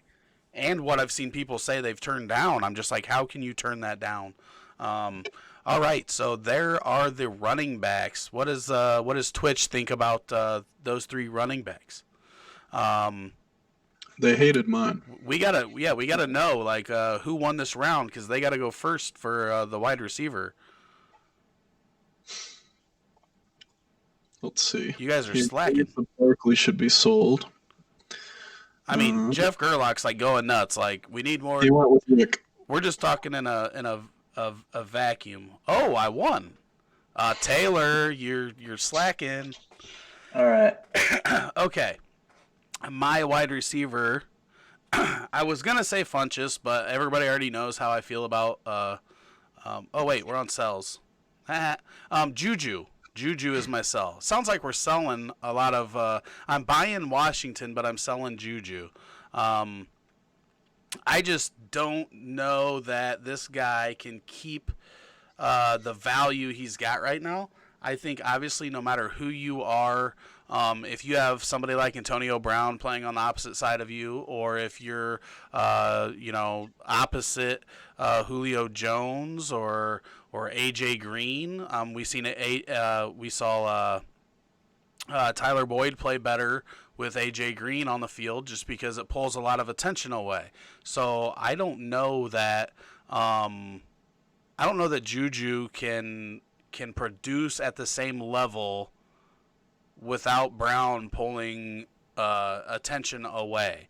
Now, if somebody else steps up and produces really, really well and helps pull some of that attention away, then maybe he will.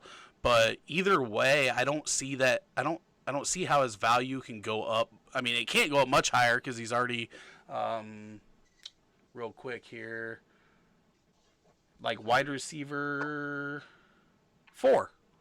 So it can't go up very much more. So I think that if you get out now, even if he sticks there for a couple of years, then you're not losing much. But I think he's going to lose a decent amount of value just because he's now the number 1 and has all the attention on him. Taylor, who is your guy, or am I a moron? No, my sell was Kenny Galladay, and it was similar to the Corey Davis argument. I think there's some real Kenny Galladay truthers in every league. So if I have one that is willing to pay up as if he is already an established stud, I'll be more than happy to oblige and provide them with their forever potential. I think Galladay has produced more than Corey Davis has to date, but I think we could be in a situation where this time next year where we kind of are with Corey Davis guys, where even those that love Corey Davis at least now are kind of questioning, when's he going to step up? Is he going to step up and be the guy that we thought he was going to be when he went 101 in a lot of rookie drafts? Galladay didn't go 101, but he did come in with a lot of buzz. I don't hate the player, honestly. I don't love Stafford. Matt Patricia's come out and, for whatever you want to put into coach speak, said they're going to be a run-first team. What's that mean for Galladay? I don't know, but if I can find somebody that is interested in paying up for him, I will gladly dump him. I don't have any fancy stats to say why. I just think people love him more than I do. All right. Before we get into Bridgers, just start thinking of any players or questions that you guys have out there. Because as soon as we get done with these last few sells, we'll answer a few questions before we sign off, but we're going to have to make it quick. This has been a long episode, so get your questions ready. All right, Bridger, who you selling? All right, so real quick, I agree with selling Galladay, and I don't necessarily agree or disagree with Juju. If you can get what he's worth, I think he's a decent sell, but I also wouldn't mind holding him just because of his age. He's going to hold his value over the next couple of years, regardless of how much his efficiency drops, pretty much. He had 166 targets last year, I think. That's a lot of that targets. Number doesn't have a lot of room to go up, but could still go up this year. With what happened with Pittsburgh's offense, I think they passed more than anyone else in the league last year. And so, I mean, he's going to have the volume whether the efficiency is there or not. In PPR leagues, he's easily going to be over 100 catches, over 1,000 yards, and 22 years old. My sell is Robert Woods for the Rams. I don't dislike the player. I just think that the situation has been too good to be true. the past couple of years. I think Cooper Kupp coming back is going to take up most of the targets of the three receivers there. I think Brandon Cooks is the most talented and is going to keep his volume and his efficiency where it has been as far as the deep ball is concerned. And I just think that this offense has to drop off to some extent, and I think Robert Woods is the guy that's most likely to do that. He's going at 39 overall and wide receiver 18 in the Dynasty League football ADP, just their one quarterback ADP. And I just don't see him maintaining that mid wide receiver 2 status for too much longer. He's also the oldest of the three, and I just think if I owned him, he'd be the one that I'm looking to get out of. Yeah, I don't disagree with you. I think Kupp hurts both the other receivers when he comes back healthy. Everybody already knows my Cooper Kupp love. Taylor, you won that round, so you get to start off with the tight ends and tell us which tight end you are selling. So I put George Kittle here.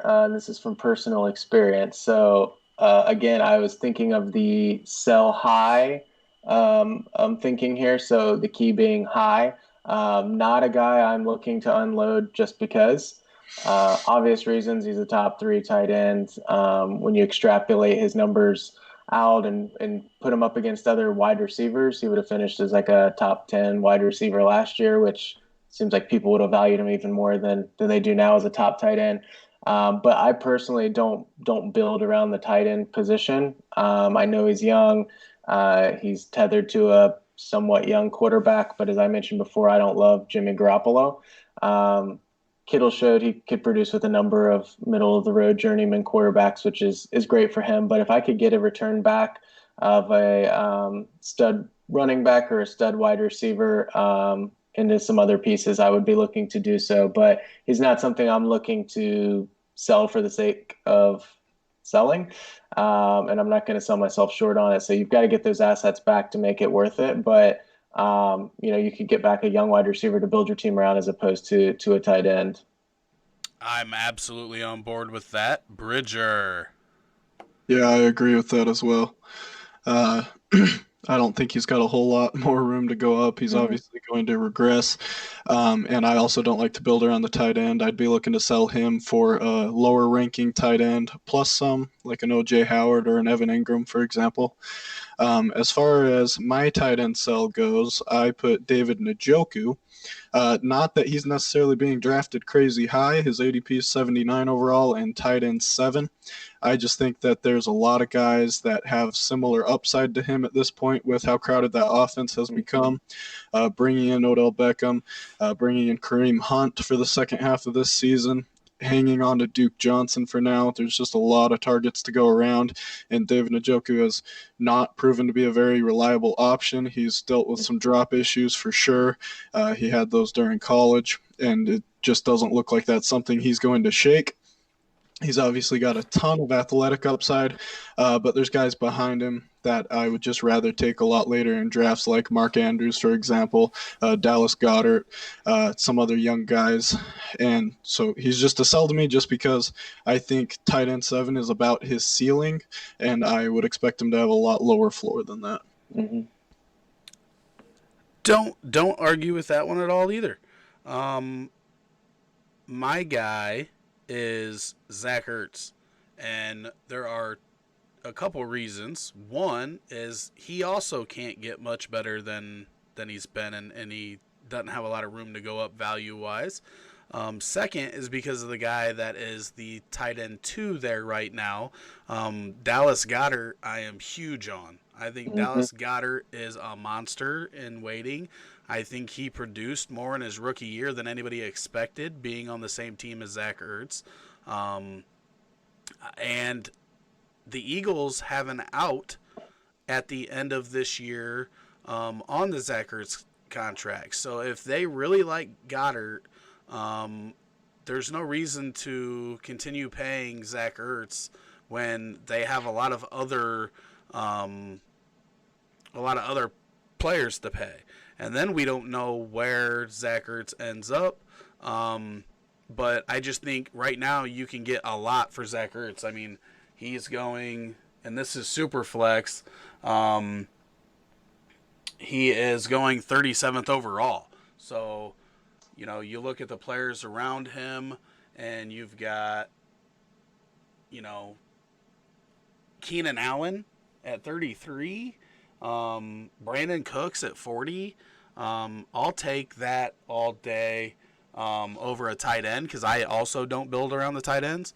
So that was my guy, and hopefully next year Dallas Goedert in 2020 is our tight end 1 in Philly. That would make me very, very happy.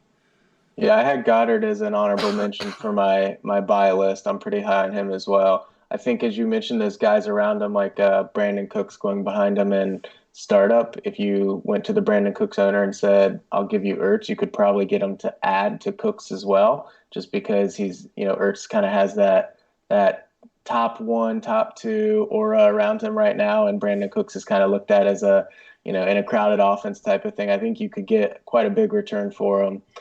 So I'm on board with that as well. If I had Ertz or Kittle to sell, I would much rather sell Ertz and hold on to Kittle if I could. But absolutely, I would rather have Kittle also, just because we know he's the tight end there long term.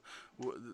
The Ertz situation, I'm definitely not saying that they are going to use that out at the end of this year, but that possibility is there. And if you have another guy that you think can be the guy at tight end, then there's no reason to have both of them if you can do otherwise. So, Ertz for the win. That means Bridger and I are tied, and it was close all the way around. So the tiebreaker becomes Dak versus Lamar. No, I already lost that one, so that can't be the tiebreaker.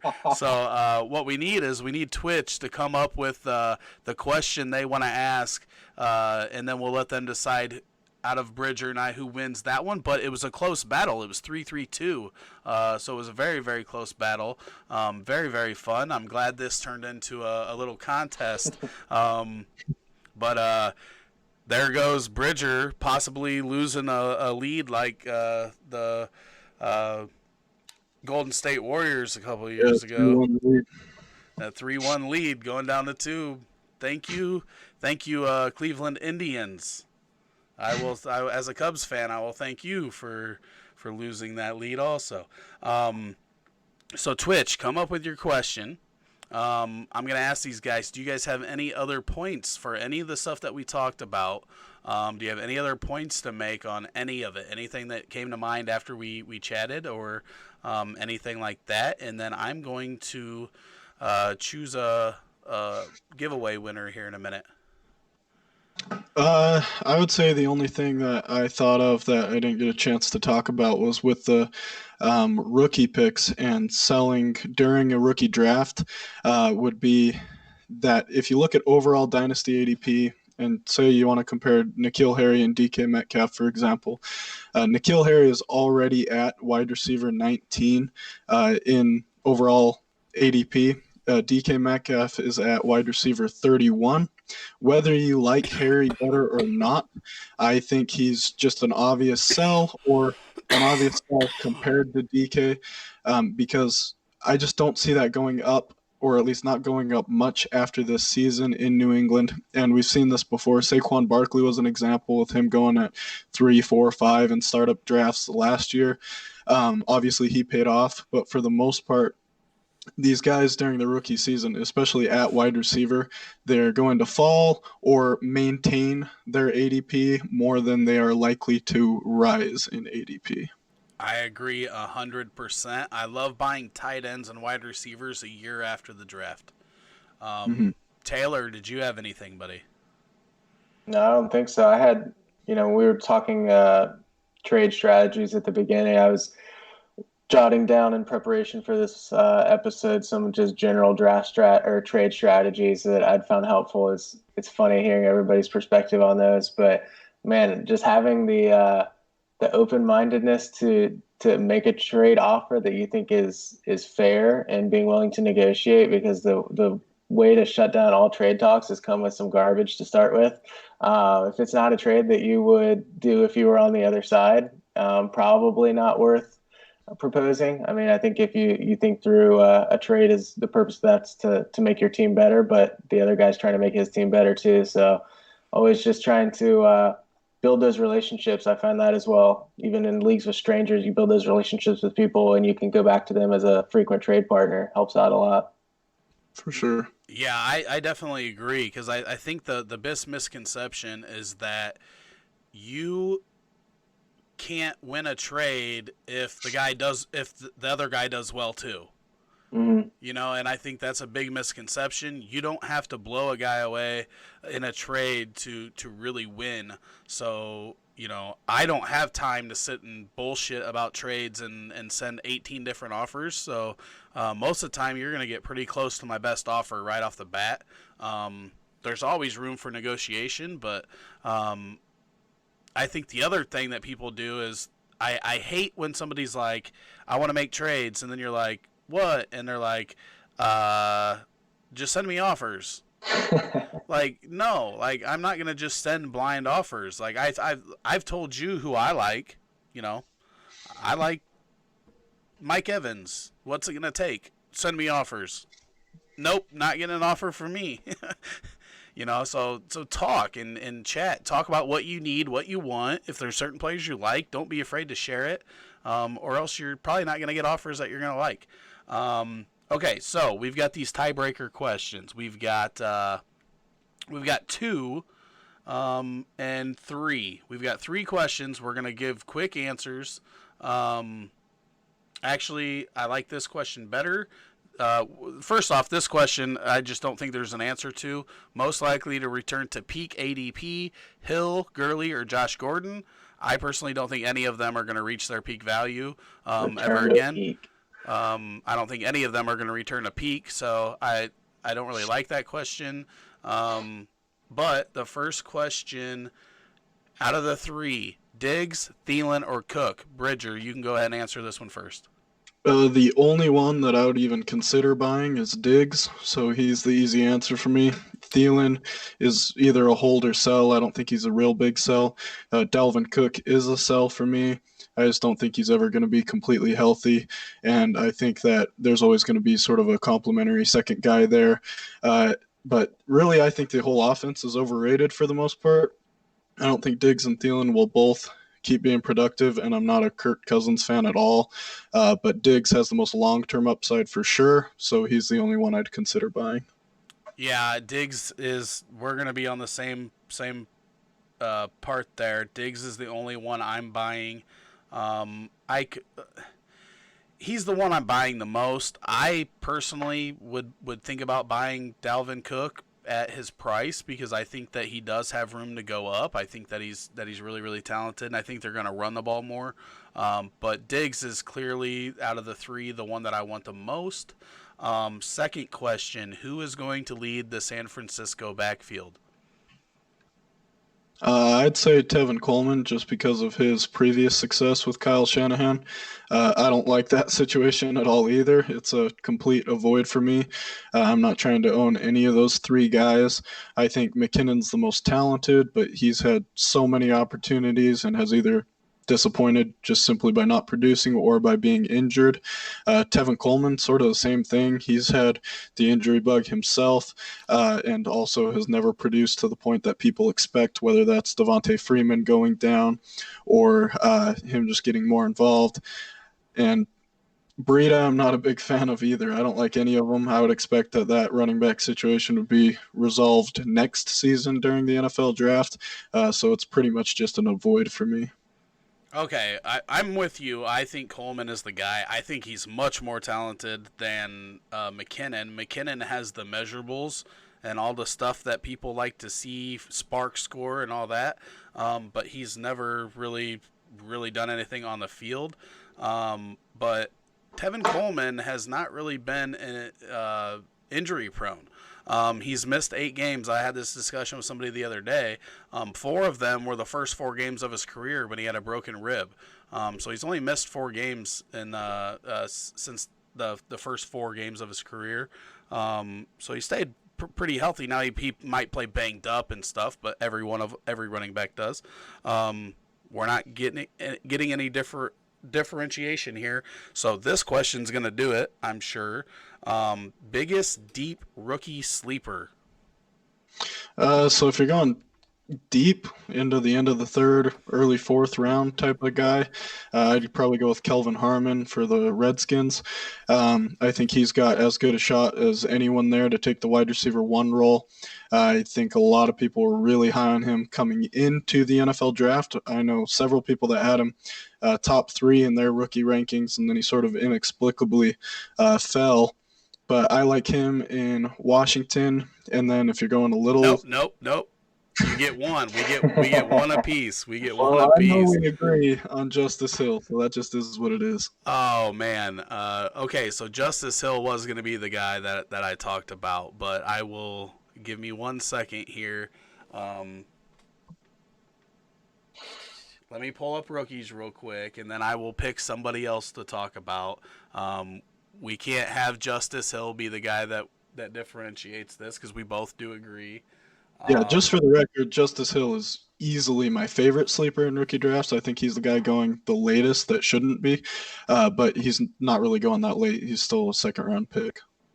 I guess in recent ADP, Kelvin Harmon's a second-round pick now, too. He wasn't during any of my rookie drafts. This has him as rookie 34, so it's late second, so that's still... All right, so if we're not talking Justice Hill, I'll go with Raquel Armstead, because if you are somebody that, one, thinks that Fournette is going to be hurt a lot, if you think that anybody's going to have to fill in, I think Armstead is better than... I'm drawing blanks now. The turd that was the backup there last year. Yeldon? TJ Yeldon. I think that Armstead is better than Yeldon. I think that he's going to be used as a pass catcher out of that backfield, and I just think in that third round of rookie picks, I think Armstead could be a guy that really jumps out. So basically, we've got Armstead versus Kelvin Harmon, which I feel like Kelvin Harmon has a little bit of an edge there because he was a top 5 pick at one point, but we will let the crowd decide. Yeah, with Armstead, I think he'll get opportunity because obviously Leonard Fournette's going to miss time here and there, or all the time. But I just don't think Armstead's any good. He wasn't really any good in college. Not sure why he'd really translate much to the next level. But the opportunity is there, so he's definitely a guy I'd like to handcuff Fournette with. I just want to say that there's nobody. You took the guy that was actually good out of the deep sleepers, so I feel like he had a little edge there. Harmon does win, but I was left with I could have went with Bryce Love, but that's a weird situation. So that would have been who I went with if I didn't go with Armstead. But all right, so Bridger won the contest tonight. Bridger, you just won. I want you to look out there, and I want you to think of who on Twitch deserves to win 2 seasons. You don't feel like a winner right now, do you? You feel like you're going to pick this person and then somebody else is going to be mad at you? Why don't you look out there and tell me who deserves 2 years paid for in the RotoHeat 96 SuperFlex Tight End Premium League? I think Gerlach obviously deserves one. He was the most active and also turned this whole thing into a competition. Hate to leave P. Murphy out. He was really active early on as well, but I got to go with Gerlach. No, that's fine because P. Murphy, I want you to email me at rick@rotoheat.com. I'm not sure exactly who you are, but Gerlach and P. Murphy are both going to win 2 years paid RotoHeat 96. Everybody else has stopped by. Hoover, you were right there too. But Murphy, you stuck. Literally, we've been live for Long time. a long time. I'm looking for my timer here, and I can't find it. It's been Facebook 2 was hours, at 2 55, hours, and P Murphy has been here since the beginning. So he spent 2 hours with us tonight. It's very, very appreciated. So email me at rick@rotoheat.com. Both of you guys, and I'm going to get your spots taken care of. I know Gerlach's already paid, so we'll have to get you a refund. Email me there. We'll get you guys taken care of. Don't forget, Thursday nights, 9 p.m., Brad Menendez and the Dynasty Roundtable live, Twitch, YouTube, Facebook group. Taylor, thanks for joining us. We haven't heard from you for a minute. You've been sitting there like just listening to us. So thank you a lot for coming by, being on the show tonight. Yes, sir. Next week, we have Chris Resendez, and we will be talking about rebuild strategies. We might switch that up because we've kind of talked about that a little bit. So we might switch up next week. But Chris Resendez will be here. And we'll be back next Monday at 8 p.m. Do either of you guys have anything to say to sign us out? Nope, just thanks for listening, guys. Yep, thanks. All right. Take care, everybody.